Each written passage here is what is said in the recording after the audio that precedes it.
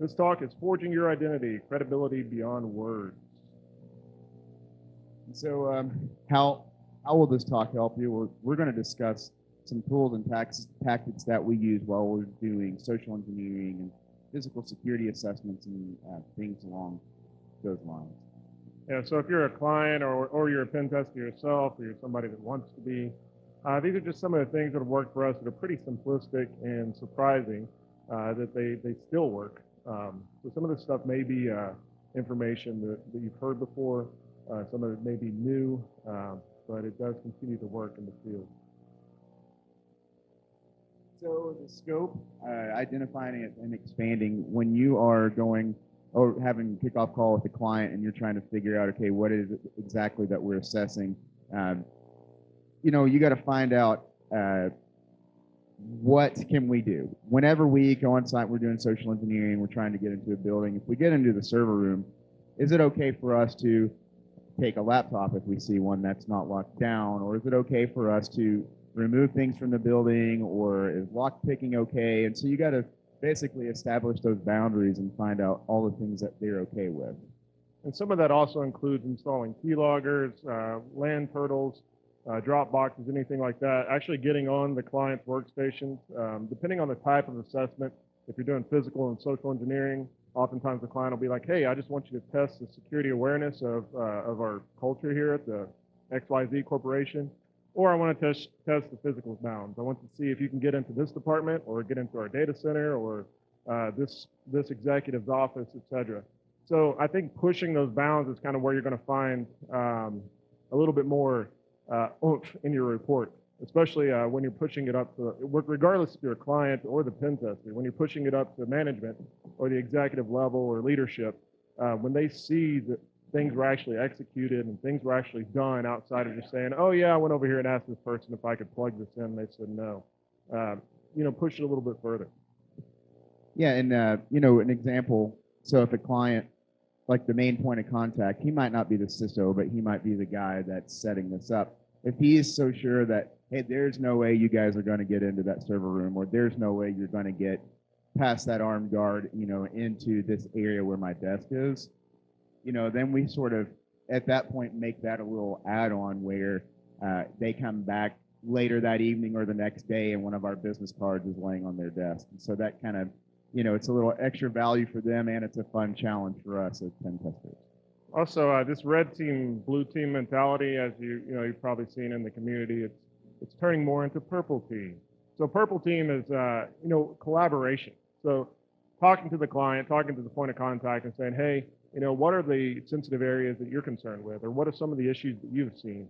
And then that way it kind of saves time too, because oftentimes you drop into these assessments and you've only got a week to do it. So, preparing and everything is kind of on the fly, or done in your hotel room the night before. So it's also good to collaborate. It's not a got you. It's not a, hey, look at me, I put this business card in your HR employee file because I got into this room. It's more, hey, I was able to do this, or these are some of the issues you said, and we were able to exploit them. So Tim talked about preparation. So one of the things that we start off with in the reconnaissance phase is we look at whatever we can find through open source intelligence. So we'll try to find names, the departments that they're in, just anything that we can find about them. I'm sure you all know it's incredible how much free information you can get about someone or a company through just something like Google. Yeah, or even like Glassdoor. You'll see a lot of people that get mad, former employees will get on there and then they'll write a review about the company. Oh, well, X, Y, and Z, this department sucks. Just complain. And you're like, oh, okay, well, now I'm seeing some of the flaws that maybe I can potentially exploit when I'm on site, pretending to be an employee or a contractor or a vendor or something. Yeah, and that's you learn things to go in there and gripe about that you've seen common people that have worked there before gripe about. So now they say, oh, well, you belong here because you know all the things to gripe about that we do. So just something simple like Glassdoor is a good thing to start with. Talk about the employee culture. Is it a place where they wear suit and tie, or is it very relaxed? You got to know how to dress going in there. Is it formal? Is it informal? How do you act? You also got to learn what industry are they in. That way you can learn shop talk. So if it's a law firm, obviously you don't have to go past the bar or anything, but know enough to talk about. That way, if you're sitting around at lunch or something, or just hanging out in the smoke area, you don't sound like a complete idiot. And oftentimes you don't even have to talk at all. So you just go there and you become a listening ear and you just hang out. If you got a badge, a fake badge, smoking areas aren't so much a thing anymore. But going to the cafeteria, going around the lobby, just eavesdropping, talking, or letting other people fill in the gaps for you. An example of this is I was dressed as an employee one time, and I was able to piggyback into the facility. I had a fake badge that I had made up, and we'll get into the fake badges here in a moment. But I was walking around, and when I was doing it, I was taking some pictures of cubicles. I plugged in, started some scans. They had DHCP enabled. So as my laptop was scanning from a conference room, I started walking around to see what I could see as far as the hard copies from the printers, things like that. People would come up to the printers, and they would be printing things. So I would say, oh, hey, could I see that real quick? I want to see what the quality looks like. I'm changing the toner in this printer, and, blah, blah, blah. And so they hand me whatever they printed. Oftentimes, this is sensitive data. So I'm looking over it. Oh, could you print off another copy? And then I'll just keep that copy, and then they'll print off a new one. And I'll say, oh, that looks a little bit better, and then they'll take it with them. But when I was doing that one time, a supervisor, she was peeking around the corner, and she walked up to me. She's like, can I help you? I was like, oh, yeah, I'm just working on the printer here. And she's like, oh, who are you with? I told her, and I was like, oh, my name is Elliot Alderson. I've been using Elliot Alderson on my fake IDs for a little bit. It's becoming a little more popular, Mr. Robot, so now people are starting to recognize that, but it was kind of funny when I first started doing it. So she's like, oh, I don't recognize that name. I was like, oh, I'm from corporate, and this is a satellite office. So she said, oh, okay. So what are you doing exactly, and who are you here with? So I dropped the name. The name I had gotten off of a parking spot outside. So they had names, the full names, not just first or title, but they had full names and the title written on the parking spots outside. So I dropped a name of a network guy, their network director. I was like, oh, I just had lunch with him. Told him I'd meet him here. He said, just go ahead and get started. And she's like, oh, well, his office is downstairs. I was like, oh, okay. Is that near the server room? She's like, yeah. I was like, oh, great. Well, I'll just head that way. She goes, well, I'll take you. Well, at that point, somebody had escalated to a security guard. Security guard came over to me, and he's like, hey, what's going on? The guy had a gun and everything. I'm like, oh, crap. So she's like, oh, this is Elliot. He's here to see John. Oh, okay. Well, isn't he downstairs? Yeah. I was about to take him. He's like, well, I can take it. She's like, well, I'll go with you. So now I've got a security guard and a supervisor following me downstairs to where the data center is, and this is where their network guy is, right? I'm like, oh, crap. He's going to be in his office, and he's going to be like, who is this guy? And I'm already compromised. Well, instead of just leaving and saying, all right, or following and then giving them the letter of authorization and saying, hey, you guys got, I can't do this. I just went along with it, and I'm sweating bullets, and they kind of lead me down there. Well, I get over, and they have two-factor authentication. So you had to have a PIN, and you had to have a proximity badge. So I go over. I'm like, I didn't even have to say anything. I was about to swipe in and say, oh, I guess my badge doesn't work. But instead, she says, the supervisor, oh, are you new? And I was like, yeah, I've only been here for a little bit. That's why I was going to meet John. And she was like, oh, okay, well, you probably don't have access, do you? I was like, I don't know. I'll give it a try. So obviously it didn't work. Red light.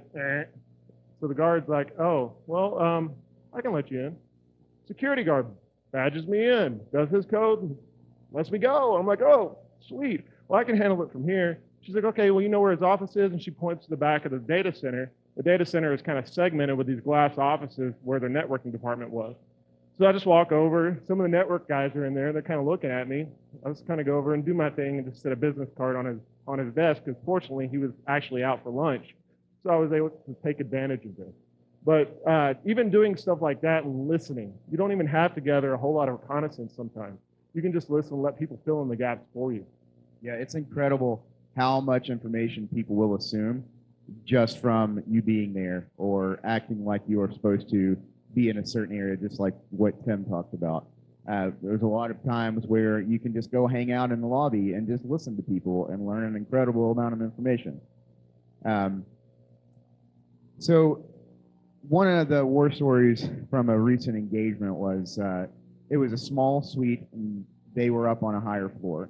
And so we did some reconnaissance and figured out that they only had one main entrance, and then they had a side door and an elevator.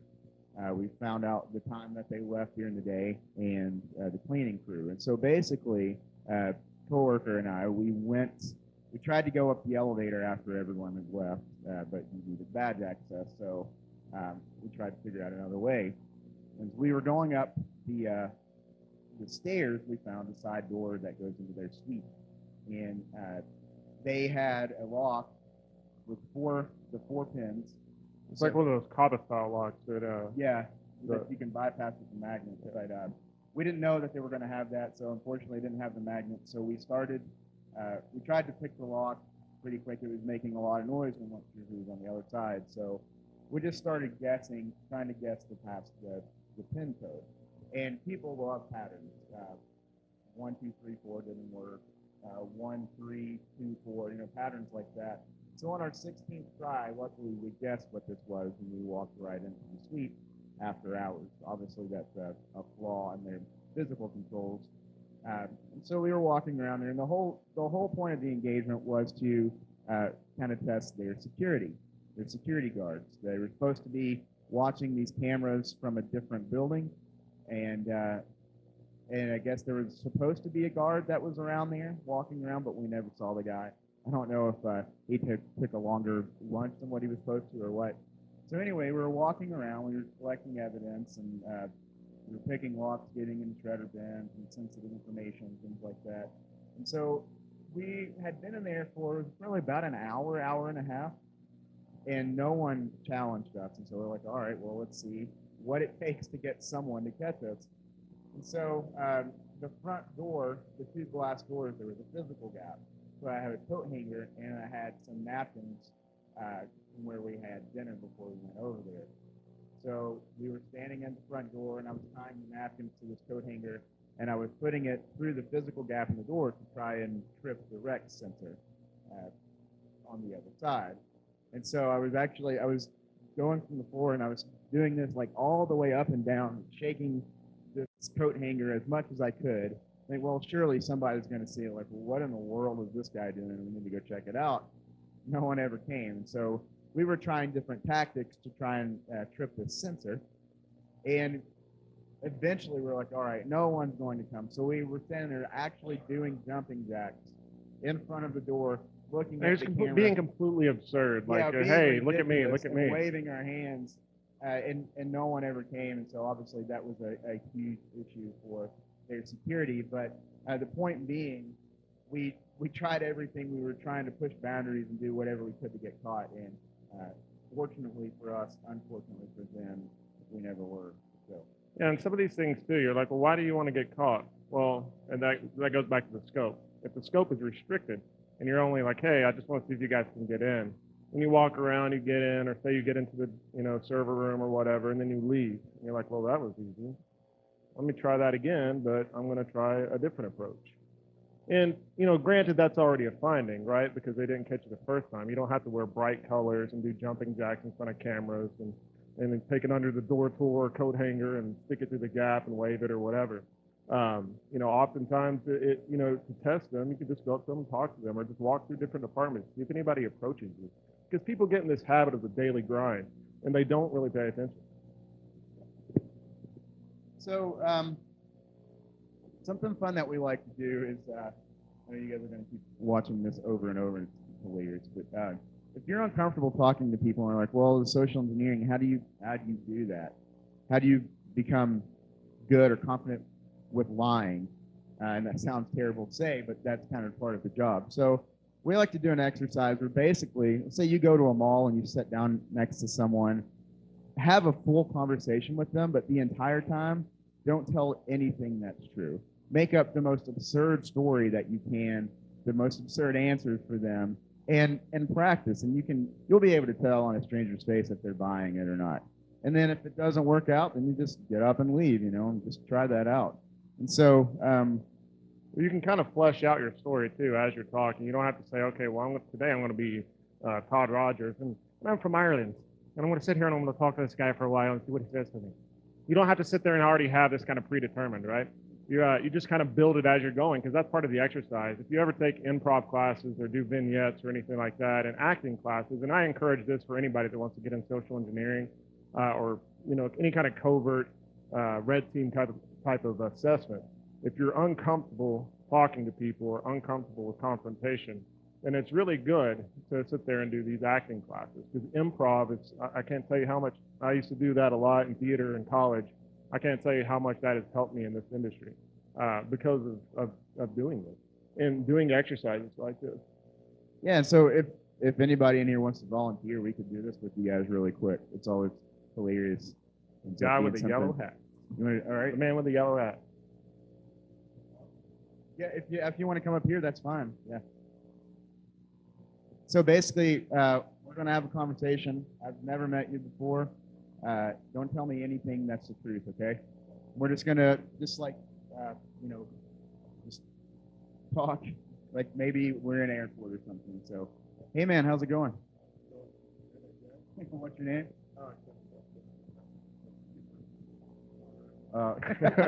That's unfortunate. Oh, well, that's sad. So what do you do for a living? Oh, yeah? That's cool. What are you studying? I'm actually studying.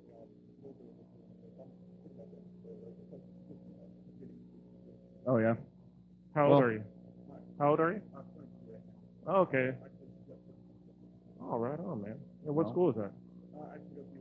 BYU. What does that stand for? No. What? Oh, no, I haven't. Oh, well. So anyway, thanks for doing that, man. So it can go deeper and deeper, and sometimes you gotta, just make sure as it flows, you just gotta just learn to roll with the punches. And does anybody else want to try that? We'll take it a bit further. You just got to make sure that even if we ask simple questions, you cannot tell the truth at all. Yeah. So what happens sometimes too is you kind of stumble over your words. Yeah. All right. Come on up here. Thanks. So when you start feeling that, because sometimes multiple people approach, like in the instance of the security guard. So I'm there with the supervisor, and I'm already kind of sweating and trying to think of a lie. And then the security guard comes over, and then he starts questioning me. And so then it becomes this, oh, no, now they're teaming up on me, and it kind of becomes a little intimidating. What's your name? Kira? Okay, what do you do? Oh, okay, you're in high school. Oh, great. What grade are you in? Grade 4. What's your GPA? Wow, that's impressive. Yeah, I flunked out of school when I was in 5th grade, but, I'm doing okay. So what are you going to do when you graduate?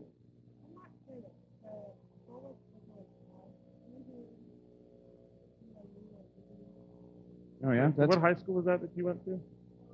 Provo? Oh, I got a friend of mine, John Eric. Oh, John Eric, yeah. Yeah. He's got a double last name, or double first name, too. But John Eric teaches English there. Do you know that guy? Oh. Yeah, Provo High School in Florida, right? Yeah. Yeah, that's cool. So, are you going into pharmaceuticals or something, or fast food, or what? Is that the McDonald's on the south side or the north side? Oh, okay, then you know Janet. Everybody knows Janet. Janet's the manager over there. Yeah, she's cool. Oh. Cool. Well, so that was really good. I couldn't tell if you were telling the truth or lying. So yeah, that was pretty good.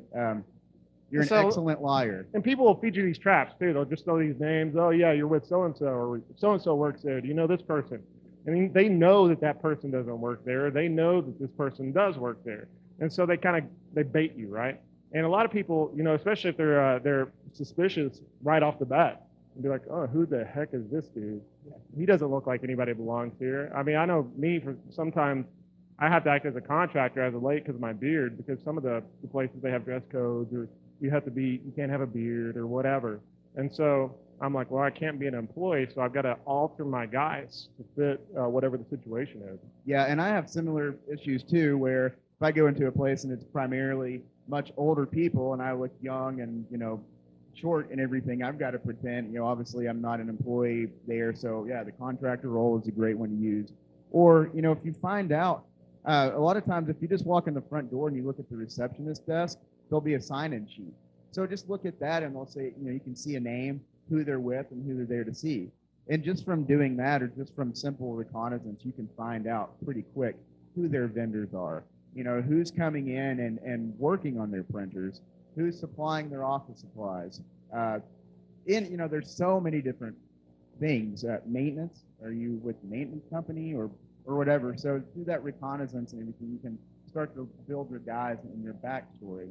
So. Especially if you've got multiple people on the team, right? So sometimes it's not just you, especially when like a red team or a broader scope, you have multiple consultants on site. So one consultant may take on the guy to something else as the other one takes on another one. For example, not too long ago, I think it's like a month ago or something like that, we were on site and Brent had overheard who was doing the hiring, who was doing the interviews. And they had a bunch of interviews scheduled this day at this corporate headquarters. Yeah, we got lucky. They were actually doing a group interview that day there, and I was like, no way, this is perfect. So he got the names. We went to another facility that we were targeting after we had left the headquarters, same company. And he got the name of the person hiring, and he wore a suit, and he's like, you know what? I'm going to have this thumb drive, and I'm going to put a malicious payload on it. So he had like I think a reverse interpreter. Yeah, so I just made a quick PDF with the reverse interpreter shell on it. Walked in the door, and the receptionist was like, yes, ma'am, I'm here to see so-and-so with recruiting. We're supposed to have an interview today at 1 o'clock. It was about 12:30, 12:45. She's like, well, they're doing interviews at the other location. And I was like, really? It was about an hour away. And I was like, I'm not going to have time to make it there. My understanding is we were supposed to meet here. And I was like, but I'm really late. And I said, is there any way you can print this resume off for me? And while I'm asking, I'm basically reaching over the desk, trying to put it in her hands so that, that will psychologically trying to help her, hopefully push her to say, okay, well, I've already got it. I might as well. It's kind of a sales tactic of if you let someone hold a product and it's in their hand, it's a greater chance that they are going to have an attachment to that and want to purchase it. So I was trying something along the same lines. She's like, well, I can't print anything. We're not allowed to do that. And I was like, please, I don't have time. This is really important. I don't need this job. I felt terrible for lying to this nice lady. It was a sweet old lady too. It was like, oh, nice. It's like my grandma, and she was acting as a security guard and acting as whatever, yeah, the multiple hat person, right? You're a bunch of roles because we don't have these, and we just need people to fill in the spots. Yeah. So anyway, she wasn't able to print it off for me, so we gave her kudos later for following through with her security awareness training, which is great. So anyway, I was like, well, I'll just wait here for her, and so I sat on a couch not too far, and while I was doing that, Tim and another guy who worked with Drew just came in the front door. They had their fake contractor badges on, and the lady was like, can I see your badge, or who you with? Can you see the badges? And Tim was pretty far away from her, and he was like kind of holding it up like that as he was walking, and as I was trying to distract her. Well, what's funny about that is that we had made some fake contractor badges, just Photoshop, printed them off, put them in a badge sleeve, and that often works because people don't really get right up in your face looking at your badge, especially if they're generic and they don't have a photo ID. Well, what had happened at the previous location, I was able to obtain some legitimate badges, and one of the badges was active, and it had an Indian guy on it, and so I'm obviously not Indian. So when she's asking me for my photo ID, I'm trying to keep my distance because I don't want her to see this in the name and everything else. Wait a minute, you are definitely not that person. Yeah. And so I knew that she was starting to try and be a little persistent about it. And so I was trying to be rude and persistent on my end of, can you please print this out? Well, she's going to be here soon for the interview. I need to do something. And so Tim and Drew were able to just walk right by her. They went into the facilities. I was sitting on the couch. The lady started to call people. She's like, 2 contractors just came in here and something didn't feel right. So she called, and obviously someone was like, yeah, I don't know who those people are. I wasn't expecting anyone today. And so now she's freaking out. So I'm texting Tim from the couch, listening to all this. Hey, she's suspicious. Hurry up. And then she calls a few other employees.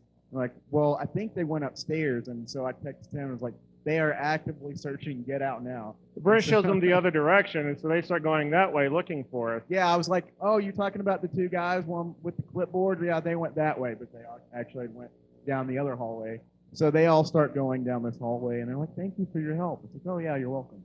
Well, my guys, though, like the disguise I was using, because I had a clipboard, and I wish I had it with me right now, but it's an RFID stealer, so I've got a few different plug-and-play sensors connected to a Raspberry Pi. And so I was using this clipboard to take badge inventory. So I would lay badges on there, pretend I was writing something, and basically scanning them for later cloning. So that's that was the guys we were using. We're contractors. We're here doing inventory. You don't even have to fill that in all the time. But what's funny is that what we were talking about earlier, when people team up on you and they start asking questions, and you're getting multiple questions from different people. Well, this is what happened to that lady, right?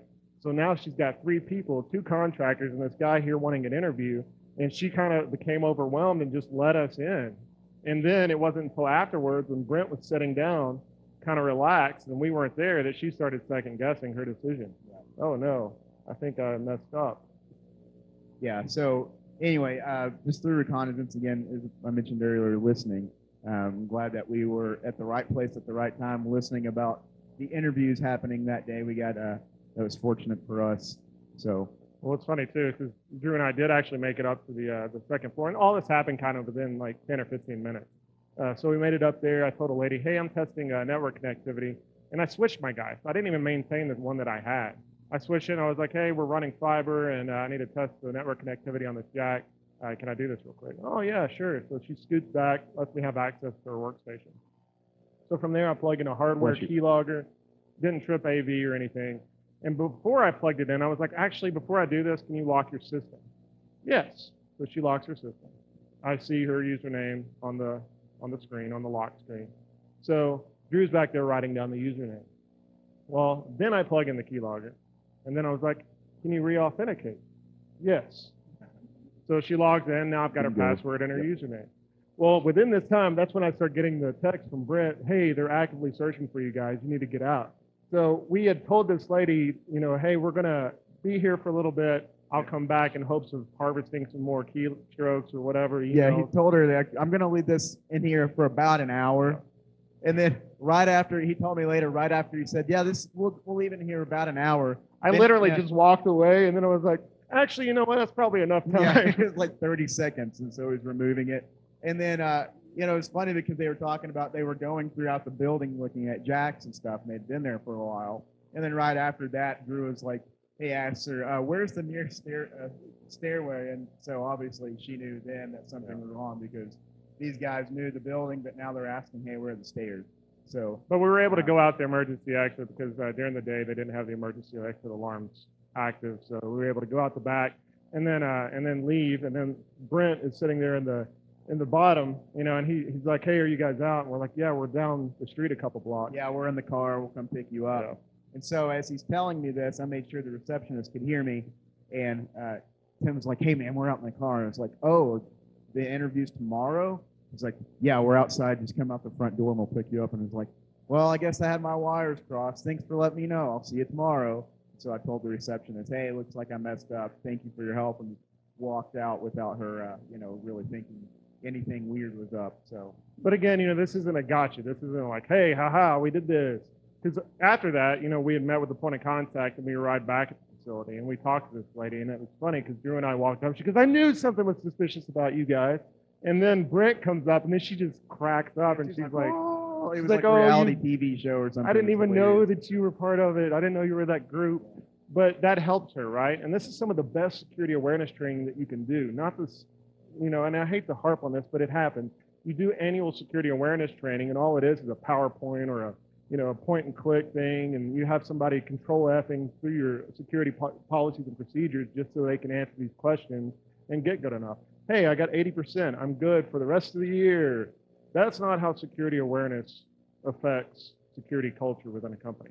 So it's important that even with this stuff that that you commend these people. This lady shouldn't get fired or anything like that because I guarantee she's never going to do it again. Yeah, she's going to look very close at every badge of everyone that walks in there, people she doesn't know. So who remembers they answered to every single question you've ever taken from a PowerPoint training? Okay, that's the point. So you get it. So what do you need for assessments? We talked about Google results and stuff to open source intelligence. You got to know what you're going into, right? You just don't want to walk in there blind and, "Excuse me, sir, can I help you?" "Yeah, I need to get into your server room." That's get out. That's not ever going to work. So you gotta obviously have a backstory, something that's solid and makes sense. Even when you're doing calls too. So say you're doing remote social engineering attempts or just cold calls or whatever, some phishing attempts, whether it's phone and, and you can interact with their system or have them navigate to a malicious site or whatever. Most of, a lot of times we'll just do the calls. So setting up call forwarding or like, applications like Zoiper or whatever, where you can spoof your caller ID. So it looks like it's coming from either that area or actually a number within the facility. Yeah, an internal extension. That's a great way. Documentation. So obviously when you're going around, we have what we call the get out of jail free card. And this is the legitimate one that's printed off and signed by the point of contact with the client. That way, if you're caught and they just aren't buying it and you have to give it up and say, hey, all right, you caught me. Here is the letter saying, please don't call the police and have me arrested and all of that stuff. And Tim likes to use a fake letter of authorization. I'll let you talk about that, Tim. Yeah, so the reason why I like to use a fake letter of authorization, and there's a few other people in the industry that love to use this as well. It tests incident response. So even if incident response isn't a part of the scope, it still helps because it's part of your guides, right? And you kind of get at least a generic idea. Did they follow through and call the point of contact on this letter? Did they pay attention to the verbiage in the letter? Most of the time they don't. Every time I've ever had to use a fake letter of authorization, whether it's a security guard or an employee that reads through it, they just kind of glaze through it and they're like, oh, okay. And then I push an extra step and I'm like, hey, I'm going to be here a while, so if you could tell the rest of the security guards kind of what I'm doing so they don't bug me, that'd be great. Oh, yeah, I can do that. And that's happened. Security guards will tell the rest of the team or the rest of the guys walking around, hey, there's a guy here doing an assessment with ABC fishtails and, or whatever fake pen testing group that I put on there. And oftentimes I'll use Brent's name or someone else on the team. I'll use their name as the point of contact for the target facility as the CISO or whatever. Yep. So if you aim high, sometimes they don't even look at that. But yeah, they just kind of glance through it and they hand it over. So this is a great way to say, you know what, you guys did great at catching me, but you didn't follow through. You didn't confirm I am who I say I am. Because at that point, I switched guys twice. Oh, I'm here, I'm doing inventory or whatever. No, you're not. That's a fake badge. What are you doing here? Oh, I'm with a fake company. And they're like, oh, okay, that's good to go. It shouldn't end there. They should call. They should wait. Hey, I need you to stay here. Let me call and verify you are who you say you are, and that this person is a legitimate point of contact for the client. With the fake letter of authorization, you'll see on the screen here, it's kind of a generic letter. What should it say? On this, I think I had typed up the verbiage to sound super, it allowed me to do whatever I wanted to, basically. And, oh, yeah, I may be crawling in your dumpsters. I may be crawling over your your walls to see if floor to ceiling is on your data center and all this other stuff. I'm testing your locks. I'm doing this, this, and this. And then it kind of gives you a hall pass to do whatever you want. And the funny thing is, on every fake letter of authorization, he has the address of the White House. Oh, yeah. And no one has ever picked up on that. And the first thing you see up on the top left, right under, and it has the fake security name and then the address of the White House. And something else too, it's when you are approached by a security guard and you're like, hey, I'm here with security doing an assessment. You're like, I'm with security too. This is awesome. And you're like, oh, okay. Yeah, we're security buddies. And so, and again, not knocking security guards or anything by any means. Although we do have a talk called Security Guards LOL, if you want to ever check that out. Yeah. Thanks for totally negating that statement. So basically, they get excited, and so and like Tim said, they will go tell, like, hey, don't bother those guys. They're with security doing an assessment. Like, oh, cool. So go back real quick. We talked about the badges, looking at those through Recon. One assessment. That morning, I went over and sat in a cafe that was adjacent to the building, and while the employees were in there having coffee and their breakfast, I was sitting there with my laptop with Photoshop making a fake badge while I'm looking at their badges, then walked across the street to my hotel, printed it out, put it in a sleeve, and came back in and used that to ultimately get into the server room unsupervised for about 2 hours doing inventory. So, just simple recon with but you could probably, in some of these cases, have a badge that you color with a crayon and just walk in as long as there's something hanging from your neck, and people won't even look at it. Funny story. I did not know what the badges looked like at one facility, and I walked in and I had a badge sleeve. So badge sleeves are one of the things that we carry on us all the time, or just a blank kid badge you can flip over because sometimes badges flip and you just have the white one. But I'd walked in, didn't know what the badges looked like. As I'm walking around, I kind of get an idea of it because I'm looking at people's badges. Well, I walk into their mailroom and they have envelopes on the letterheads for their company, all their logos, and it's the same color scheme and everything. Well, I take a bunch of these and I go into the bathroom and it's arts and crafts time in the bathroom stall. As I'm ripping up the letterhead and I'm ripping up the logos and I'm placing them and taping them to look like a badge within this blank sleeve. And this thing worked at 2 different facilities, and I was there for probably like 2 or 3 hours doing my thing. Nobody asked anything. So it was kind of funny that he Does your mentions badge smell like pee? No one asked you that? no one asked that. But that's funny that he mentions the crayons, because even aside from like crayons and stuff like that, just using the resources that you have when you're there. Brent was in a facility not too long ago and trying to bypass a rec center. And so they found some canned air within the facility, so you don't even have to prepare sometimes. Found some canned air, turned it upside down. But do sprayed it. prepare. Yeah, do prepare, but oftentimes when you're just dropped in cold like that. But they found some canned air, and they were able to get into the facility and bypass the rec center with canned air. I mean, you could do that with a vape or anything like that too, but because these gaps between the doors, it's easy to bypass those. And so just using some of the stuff that the client actually provides for you. Yeah, clipboards are incredible. If you find a place like a larger, this usually works in larger facilities. If you walk around with a clipboard and a tape measure on your pants and maybe even a hard hat, no one's ever going to ask you anything. I mean, you can walk around, you can do basically whatever you want with that. I've found. I'm sure that there are people that have done that have been challenged, but that's a great disguise. So no one wants to bother the guy with the clipboard and the hard hat. And especially if you're using a team of guys, you look at kind of how they are and what their strengths are. Someone that's good at talking. Obviously, maybe you can be a contractor or a fake employee. Okay, well, maybe you're not so good at talking and you have this big bushy beard and you look like you just got a, federal prison. Maybe you can be someone else. And so adjusting your guises and roles to fit whatever you're more comfortable with is also always a good thing. Yeah, and backpacks, tactical backpacks, I love those. I have one myself that I use. But when you're walking around an office and you're wearing a gigantic tactical backpack with patches and things on it, it's going to stand out, especially when everyone else might have a small little shoulder bag or something like that. So pay attention to things like that too. And backpacks are typically pretty, no anyway. I mean, just carrying a backpack, unless you're like an IT guy and they know you, I think we both would discourage against backpacks in general. Okay, here's just a quick example of some sanitized fake badges that we've used. I don't know why I keep using that picture. It makes it official looking, maybe. It's a suit, man. You look like an exec. Yeah. So that's just a quick idea on that. I think we've talked about that enough already. So how to make your story believable? Well, redirection, changing the subject.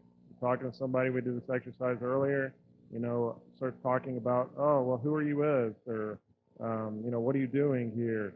Oh, actually, I just had lunch with John. I'm supposed to meet that guy here. Or I just did this, and I'm supposed to do that. And redirecting the conversation. This is just like a sales tactic, too, when you're talking to somebody. And I think Brent could probably speak on this, too. He's pretty good at the redirection. Yeah, so you walk in the front door, and, hey, I'm with the printer company. We're here to do some maintenance on printers.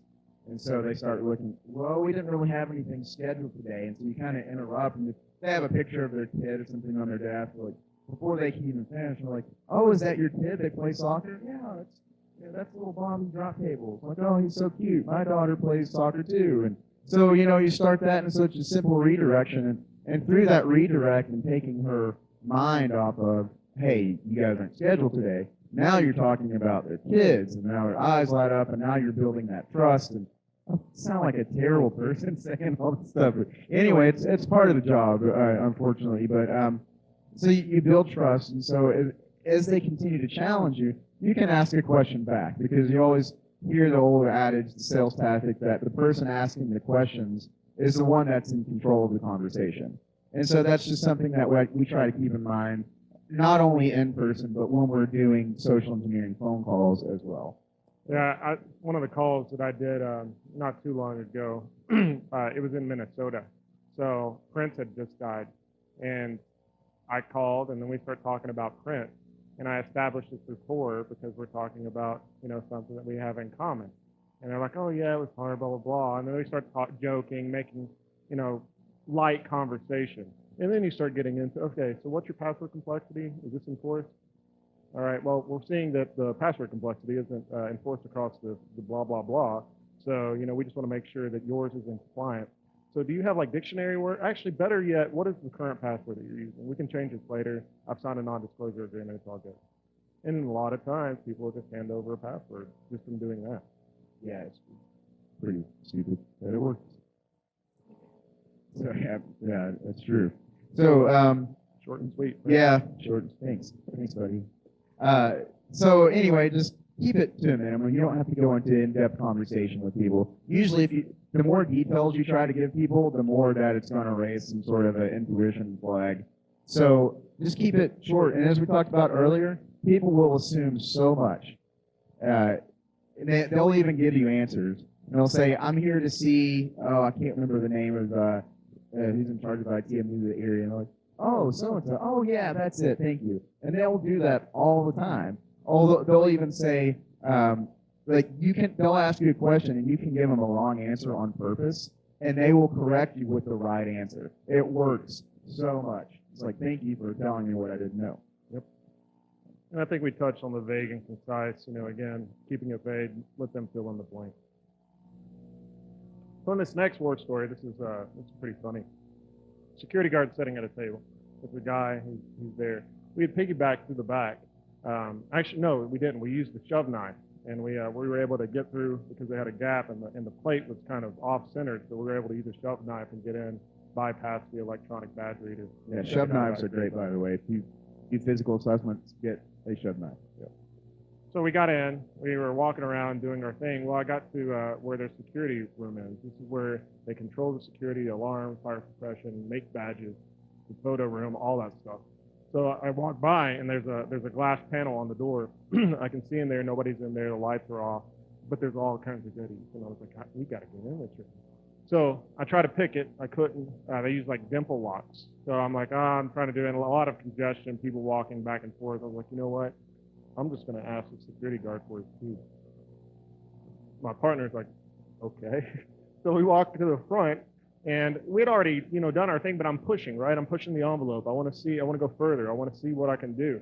And what's great about this is that you're not doing it illegally. So it doesn't matter if they, catch you. You're there. You're supposed to do this. So you're able to push the bounds a little bit more than what a criminal that may not be so bold may attempt.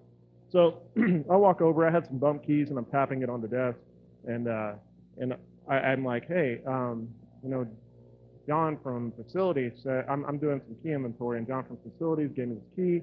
He's supposed to let me in downstairs, but I guess you changed your cores recently. He said I could borrow your keys. I'll bring them right back. So he looks at me. He's like, sure. Just make sure you bring them back because I got to lock up in a couple hours. I was like, oh, yeah, absolutely. Actually, you know what? I'm going to leave my keys here. That way you know I'm coming back. Yeah. I didn't have to come back, and they're bump keys. So I set them there, and, I typically don't use my bump keys because they're loud. They mess up pins and stuff, but I just had them on me, and I set them there, and I was like, if I lose those, it's no big deal. So I give it to him. I was like, I'll be back. He's like, okay, great. So he continues doing his job, and I've got his keys. Now these keys have access to all the hard locks in the facility, but I'm like, oh, which one is the security control room? Oh, it's that one. Okay, great. So I leave. We get into the security control room. Well, they have an aluminum box with like a wafer lock. Able to pick that, get into there. They have keys to company vehicles, keys to different places within the facility, keys to other facilities. Everything. And the key on there is actually a hand-filed key because it was arts and crafts time again. We took a picture of the keys because we weren't allowed to take them with us. So we took a picture of the key that opened up a data center at another facility that we were to test the next day. So we leave, we go to Lowe's and get a file. We're sitting there in the hotel, we're arts and crafts. We end up making and duplicating this key from a picture. We took several pictures and things like that, and so it was pretty easy.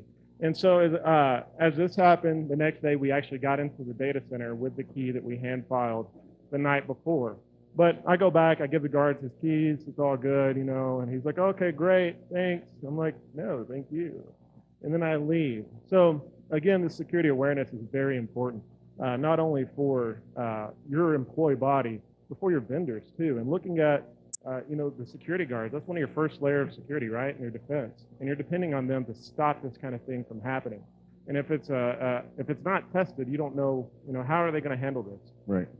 And so another issue that we've seen while Tim's talking about, you know, security guard often being the first layer, we see issues so many times where it'll be a large building and they only have one, maybe two security guards sitting at the front door checking people as they come in and out, but they're not even looking at the 10 other doors around the building or the other possible ways, the fire escape, things like that. So many other entries that if you have a 2 or 3 man team going in, distracting those security guards at the front, then who's watching the cameras for the other doors? And so those are just some of the issues. Those are some of the things we talk about in our security guards LOL talk too. But we're kind of Yeah, well, we were talking too, you know, about some of this, you know, some of this stuff is old package, right? It's like, oh, I'm the florist, and I'm here to bring flowers for so-and-so as my partner comes behind me and walks in. Stuff works. Distractions work. Yeah, regardless how you shape them or mold them or present them, they work. Right, or just going and getting like 10 pizza boxes. Go to a pizza place. Hey, can I get a few extra boxes? I'm like, sure. You walk up the door, and your hands are full. You're kind of like kicking the door or looking at somebody. Hey, my hands are full with pizza. No one's going to say, oh, turn the guy with pizza away. Don't let him in. Right. So, you know, just something simple and cheap like that works too.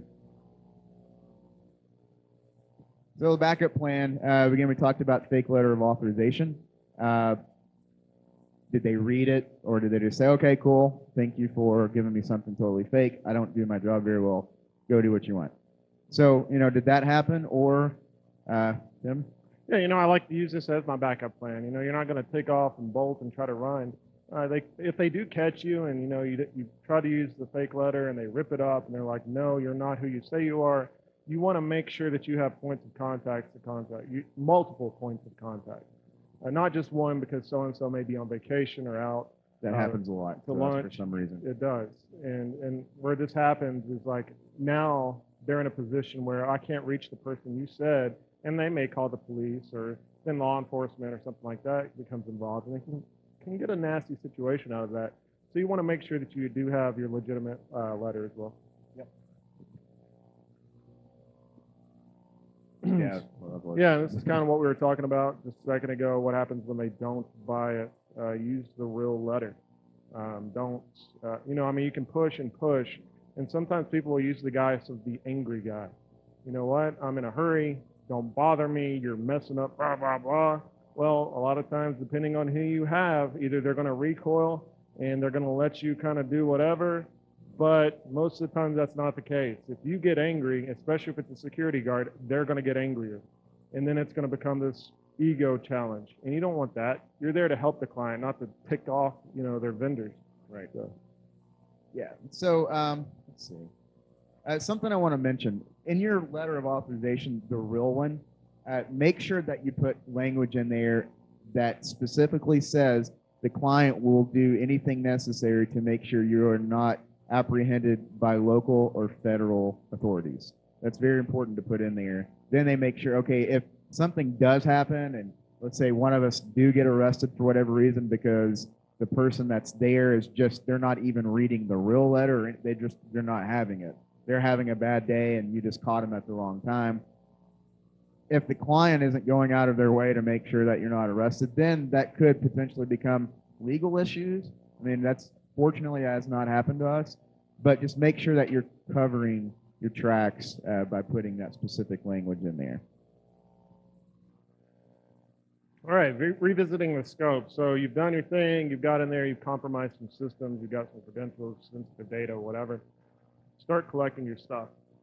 Sometimes we'll leave and be like, oh crap, I left that land turtle plug in there. Yeah, I just bought that thing. It's $50 down the drain. So you need to make sure that you're collecting your keyloggers, your, you know, whatever, your drop boxes, your pineapples, whatever you're using. in the facility, don't forget them. This also includes if for whatever reason you have to leave a door unlocked or propped or something like that, you don't want to leave that unlocked or propped open because that becomes a risk, right? And so you want to make sure that you're smart about it, but you also want to make sure that you're collecting all these things. Yeah, and so if you're putting payloads on USB drives and laying those around, make sure that you take note of where they are or what they look like. That way you're not forgetting 5 or 6 of these things on site, and then now, a week later they're getting AV alerts because, someone's trying to run an interpreter shell or something like that. So make sure you keep track of those things like that as well. Then cameras too, depending on what the client communicates and whatever their needs are, they may have installed a new camera system. Oh, we want to see if this covers this or this.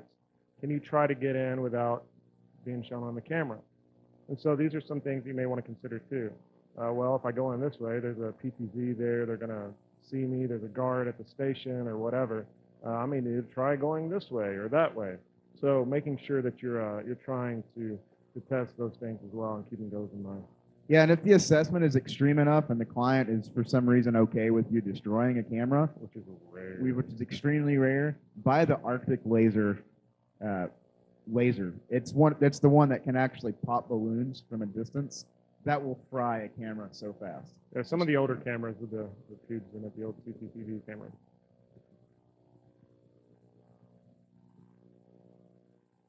So I think we've pretty much covered everything we wanted to talk about today. I know we're out of time, but if anyone has any questions or anything for us, please come see us. We'll be over here for a few minutes. We're more than happy to answer any questions you may have.